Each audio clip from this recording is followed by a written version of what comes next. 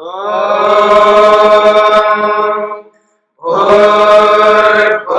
स्वः तत्सवितुर्वरेण्यं भर्गो देवस्य धीमहि धियो यो नः प्रचोदयात्।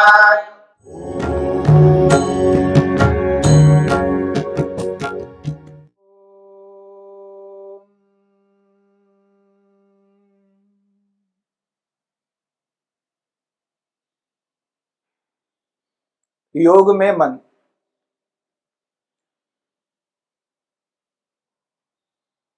मन की किस अवस्था में योग प्रारंभ होता है, इस बात को योगाभ्यासी को अनुभव करना चाहिए। क्षिप्त अवस्था में योग प्रारंभ ही नहीं होता, योग नहीं हो पाता है। मूढ़ अवस्था में योग प्रारंभ नहीं होता, विक्षिप्त अवस्था में भी योग प्रारंभ नहीं होता। यदि योग प्रारंभ होता है, जिसे योग कहते हैं, वो एकाग्र अवस्था में प्रारंभ होता है। और जब तक मन की एकाग्र अवस्था नहीं आती है, तब तक योग प्रारंभ नहीं हो सकता। क्योंकि योग प्रारंभ होने के लिए, योग जब प्रारंभ होगा तो उस योग को प्रारंभ होने के लिए विवेक की आवश्यकता है। बिना विवेक के योग प्रारंभ नहीं होता, बिना विवेक के वैराग्य प्रारंभ नहीं होता। विवेक भी होना है और उस विवेक से वैराग्य होना है। विवेक से वैराग्य, वैराग्य से योग प्रारंभ होता है। इसका अर्थ है, विवेक नहीं है तो वैराग्य नहीं है, वैराग्य नहीं है तो योग प्रारंभ नहीं हो सकता। तो क्या क्षिप्त अवस्था में व्यक्ति को विवेक नहीं होता? मूढ़ अवस्था में व्यक्ति को विवेक नहीं होता? विक्षिप्त अवस्था में व्यक्ति को विवेक नहीं होता? क्या क्षिप्त अवस्था में वैराग्य ही नहीं होता? मूढ़ अवस्था में वैराग्य नहीं होता? विक्षिप्त अवस्था में वैराग्य नहीं होता? होता है। क्षिप्त अवस्था में भी विवेक होता है, मूढ़ अवस्था में भी विवेक होता है और विक्षिप्त अवस्था में भी विवेक होता है। जहां विवेक होगा वहां वैराग्य भी होता है, यह भी याद रखना। जहां विवेक होता है वहां वैराग्य भी होता है। तो क्षिप्त अवस्था में, मूढ़ अवस्था में, विक्षिप्त अवस्था में भी विवेक होता है, वैराग्य होता है, पर योग प्रारंभ नहीं होता। इस बात को हमें समझना है।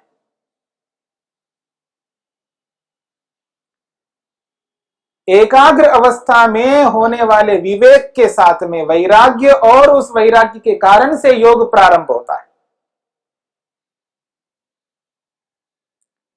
क्षिप्त अवस्था में कितना ही विवेक हो जाए, और याद रखना कितना ही वैराग्य हो जाए, उस विवेक से, उस वैराग्य से योग प्रारंभ नहीं हो सकता।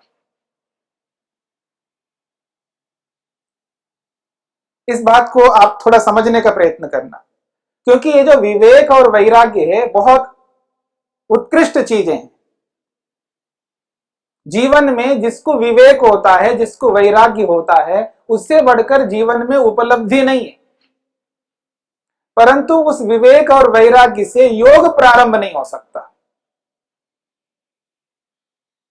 इसलिए जीवन में आप देखेंगे कितने लोगों को विवेक होता है, कितने लोगों को वैराग्य होता है, लेकिन उस विवेक से, उस वैराग्य से योग उनके जीवन में प्रारंभ नहीं हो पाता है। इस बात को जब एहसास व्यक्ति कर ले, तो वो एकाग्र अवस्था को प्राप्त करने की चेष्टा करेगा। हम सबको विवेक है, याद रखना, वैराग्य भी है। सामने से ट्रक आ रही है और रोड के बीच में, सड़क के बीच में हम में से किसी को भी खड़ा कर दिया जाए, और सामने से ट्रक आ रही है, भरी हुई ट्रक, और बहुत स्पीड से आ रही है, हम सबको विवेक होता है और वैराग्य भी होता है, इसलिए दुख से अलग हो जाते हैं। बात को समझने का प्रयत्न करना।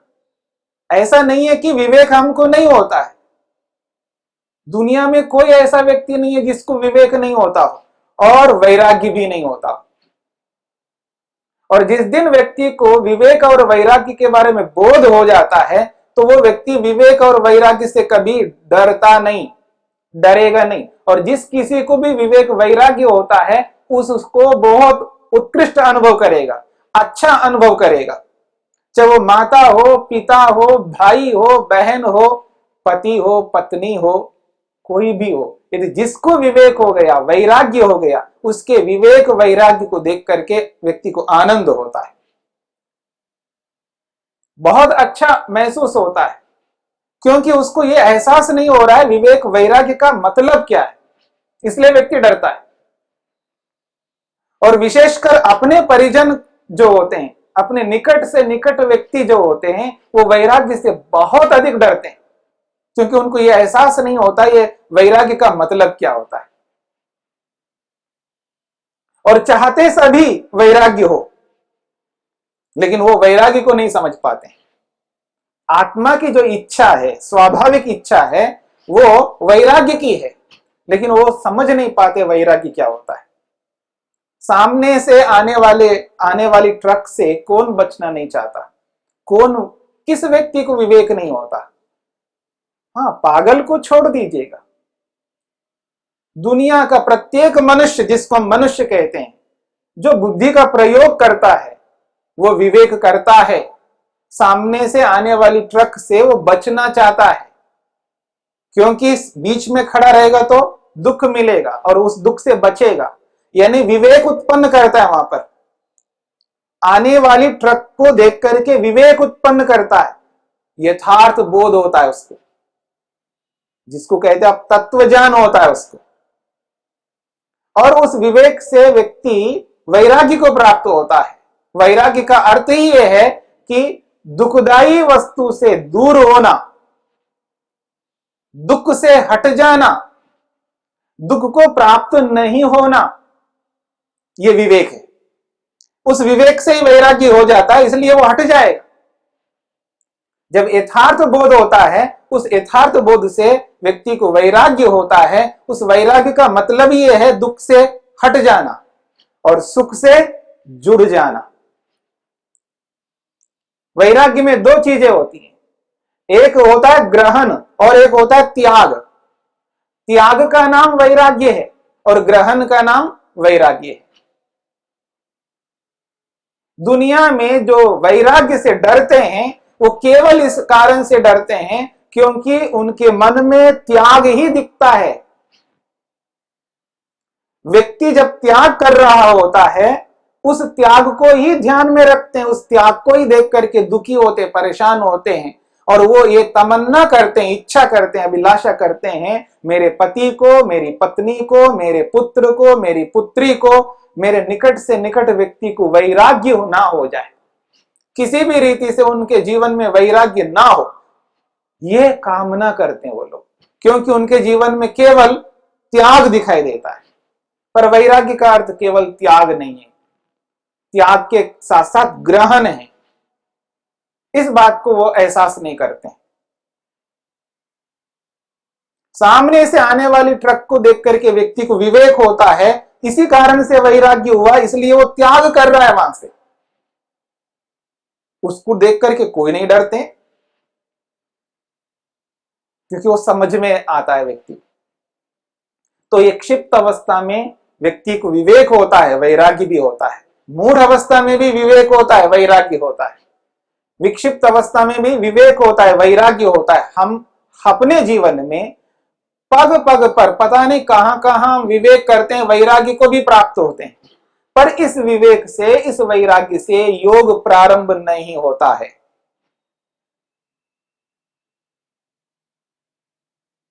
क्योंकि विवेक जो हो रहा है वहां पर दो जड़ वस्तुओं के पृथक भाव का बोध हो रहा है। इस बात को आपको समझना है। जो विवेक होता है व्यक्ति को, वो विवेक पृथक भाव, दो चीजों को अलग करता है, सुख और दुख को अलग करेगा। जड़ जड़ वस्तु को अलग करेगा, दोनों को एक बना के नहीं रखेगा, दोनों को पृथक करेगा। विवेक का अभिप्राय ही है, विवेक का अर्थ ही है कि दोनों को अलग करना। और जहां जहां व्यक्ति को क्षिप्त अवस्था में विवेक हो रहा होता है, वो जड़ जड़ से अलग हो रहा होता है। मूढ़ अवस्था में जहां विवेक हो रहा है व्यक्ति, वहां जड़ जड़ से अलग हो रहा होता है, यानी जड़ को अलग कर रहा होता है, जड़ से जड़ को अलग कर रहा होता है। क्षिप्त अवस्था में भी जड़ से जड़ को अलग कर रहा होता है। ये जो विवेक जब तक होता रहेगा, और इस विवेक से जब तक वैराग्य होता रहेगा, इस विवेक और वैराग्य की स्थिति में व्यक्ति का योग प्रारंभ नहीं होता है। अथवा चेतन चेतन से अलग करेगा व्यक्ति। क्षिप्त अवस्था में, मूढ़ अवस्था में, विक्षिप्त अवस्था में यदि विवेक हो रहा है तो चेतन चेतन को अलग कर रहा होता है, तब व्यक्ति को विवेक हो रहा होता है और साथ में वैराग्य भी हो रहा होता है। तो जहां जड़ जड़ को अलग कर रहा होता है और जहां चेतन चेतन को अलग कर रहा होता है, वहां जो विवेक है, वो जो वैराग्य है, वो योग को प्रारंभ करने वाला नहीं होता है। इसलिए वो योग नहीं कर रहा होता है। हाँ, योग करने के लिए अभ्यास अवश्य कर रहा होता है, वो योगाभ्यासी हो सकता है, क्योंकि योग का अभ्यास करता है, यानी योग को होने के लिए, योग प्रारंभ होने के लिए जो अभ्यास है, योग को जीवन में धारण करने के लिए जो पूर्व रूप है, वो अभ्यास जरूर कर सकता है व्यक्ति। एकाग्र अवस्था में जो विवेक होता है और एकाग्र अवस्था में जिस विवेक से वैराग्य होता है, उस वैराग्य से ही योग प्रारंभ होता है। उसके जीवन में योग उतरने लगता है, क्योंकि वो जो विवेक है एकाग्र अवस्था में, वो विवेक वास्तव में विवेक कहलाता है। जिस विवेक को योग ने स्वीकार किया, वहां जड़ जड़ को अलग नहीं कर रहा होता है, वहां जड़ और चेतन को अलग कर रहा होता है। सत्व पुरुष अन्यथा ख्याति की स्थिति होती वहां पर, यानी जड़ को और चेतन को, दोनों को पृथक पृथक देख रहा होता है। जड़ को जड़ समझ रहा होता है और चेतन को चेतन समझ रहा होता है। वो जो विवेक है, वो जो तत्वज्ञान है, उसी से व्यक्ति को वैराग्य होता है और उसी वैराग्य से योग प्रारंभ होता है। क्योंकि सत्व पुरुष अन्यथा ख्याति की स्थिति को ही योग ने वास्तव में विवेक स्वीकार किया। योग को होने के लिए सत्व पुरुष अन्यथा ख्याति वाला विवेक चाहिए।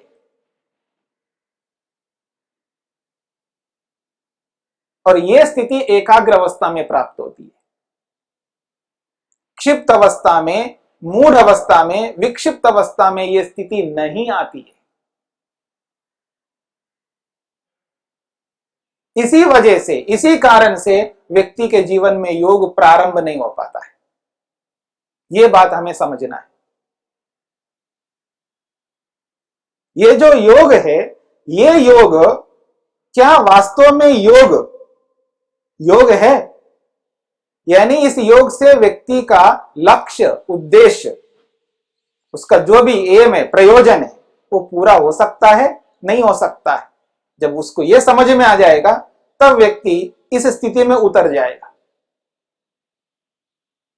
जिस योग से व्यक्ति का लक्ष्य पूरा होता हो, उसका जो भी उद्देश्य है, जो भी का मतलब एक ही उद्देश्य होगा, मनुष्य मात्र का, आत्मा मात्र का एक ही उद्देश्य होगा, वो उद्देश्य योग से ही पूरा होता है।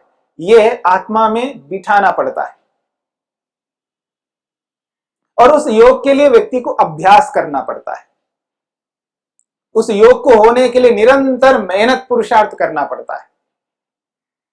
और वो पुरुषार्थ जब हमारे जीवन में नहीं होता, इसलिए हमारे जीवन में वो एकाग्र अवस्था नहीं आती है। हम चाहते हैं, जो भी आध्यात्मिक व्यक्ति है, जो अपने आप को आध्यात्मिक स्वीकार करता है, अपने आप को योगाभ्यासी मानता है, कहता है, अभिव्यक्त करता है, दिखाता भी है, मैं योगाभ्यासी हूं, मैं आध्यात्मिक व्यक्ति हूं, ऐसी स्थिति में उस व्यक्ति को वो जो अभ्यास है, वो अभ्यास जैसा होना चाहिए वैसा अभ्यास ना होने के कारण से व्यक्ति योग में प्रवेश नहीं कर पाता है, एकाग्र अवस्था में प्रवेश नहीं कर पाता है। उसके लिए जो अभ्यास करना पड़ता है वो अभ्यास उस रूप में नहीं कर पाता है। अभ्यास को रोकना नहीं होता है, लंबे काल तक निरंतर करते जाना होता है। और वो जो लंबे काल तक अभ्यास करना होता है उसमें ऊब जाता है व्यक्ति। जो अभ्यास उसको लंबे काल तक करना होता है, वो जो लंबा काल है, और जब तक एकाग्र अवस्था नहीं आती है, जब तक योग नहीं प्रारंभ होता है, जब तक योग की परिपूर्णता नहीं आती है, तब तक उसको लंबे काल तक, उसका लंबा काल है वहां तक, जब योग की स्थिति पूर्ण नहीं होती है तब तक उसको लंबा अभ्यास करना होता है। ये जो लंबा है वो कितना लंबा है, उस लंबेपन को ध्यान में रख करके व्यक्ति ऊब जाता है, वह अभ्यास रोक देता है व्यक्ति, इसलिए मार खाता है, इसलिए पीछे हट जाता है, इसलिए रह जाता है व्यक्ति। कितना ही बड़ा आदमी हो, कितनी योग्यताओं को रखता हो, उसके जीवन में वो जो लंबा अभ्यास नहीं होता है, इसी वजह से उसके जीवन में वो एकाग्रता नहीं आती है, इसलिए योग प्रारंभ नहीं होता है। अगर कोई व्यक्ति अभ्यास कर भी रहा हो, वो अभ्यास निरंतर नहीं कर पाता है। अभ्यास करते हैं हम, ऐसा नहीं कि हम लोग अभ्यास नहीं करते हैं, पता नहीं किस किस का अभ्यास करते हैं। कितने मनुष्य दुनिया में, सभी अभ्यास करते हैं, अलग अलग विषय हैं, अनगिनत विषय हैं, गणना नहीं कर सकते हम लोग। अलग अलग विषयों में अभ्यास चल रहा है, पर हम अभ्यास करते हुए भी उसमें निरंतरता नहीं रख पाते। बहुत बड़ी कमी है हमारे में। अभ्यास तो करते हैं, लेकिन उस अभ्यास को निरंतर ना करने के कारण से योग प्रारंभ हमारे जीवन में नहीं होता है। अब देखेंगे कुछ लोग निरंतर अभ्यास भी करते हैं, हाँ ये भी है। कोई व्यक्ति, मैं 50 सालों से ये करता आ रहा हूं, कभी नहीं त्याग किया मैंने, निरंतरता भी दिखाई देती है किसी किसी व्यक्ति के जीवन में, लेकिन उस निरंतरता के साथ साथ में तपस्या नहीं हो पाती है। निरंतरता तो रख रहा है, लेकिन उसको तपस्या मान करके नहीं कर पा रहा है। उसकी निरंतरता है लेकिन तप पूर्वक नहीं कर पाता है। अगर कोई तप पूर्वक करता है तो उसके साथ में विद्या जुड़ी हुई नहीं होती है, विद्या पूर्वक, ज्ञान पूर्वक नहीं कर रहा होता है। आप देखेंगे जैसा हवन करता है ना, मंत्र भी बोल रहा है, स्वाहा भी दे रहा है, सारी क्रियाएं कर रहे हैं, लेकिन ज्ञान पूर्वक, ज्ञान से युक्त होकर के वो क्रिया नहीं कर पा रहा होता है। अभ्यास चल रहा है, निरंतरता भी चल रही है, लेकिन तप नहीं है, और तप है तो विद्या नहीं है। यदि विद्या है तो ब्रह्मचर्य नहीं है, संयम नहीं है। तो इस अभ्यास को हमें समझना है, और समझ करके निरंतर अभ्यास किस तरह करते हुए हमको आगे बढ़ना है, जिससे हमारे जीवन में योग प्रारंभ हो, इस पर हमें विचार करना है।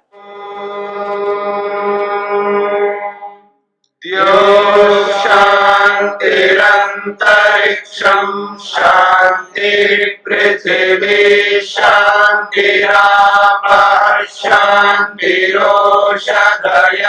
शांतिः वनस्पतयः शांतिर्विश्वे देवाः शांतिर्ब्रह्म शांति सर्वं शांति शांतिरेव शांति क्षमा शांतिरेधि। ओम शांति शांति शांति।